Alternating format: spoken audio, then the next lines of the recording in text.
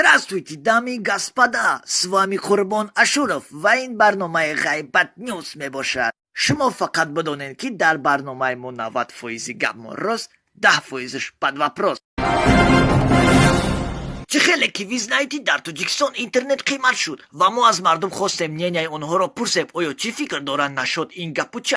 شما چی فکر داره درباره قیمت شدن اینترنت در توجیکستان؟ خیلی چی بگم اینترنت ها قیمت شده اینه قیمت پخواه اینم خیلی بسوم لبایش هم میزنم تینگ تینگ تینگ تنگا میرینا چه خیلی که میگن ما کوه بلنده با ما اینترنت ارزان نمیزه برام که انتی مناپول نسلوش با کل مبلسه.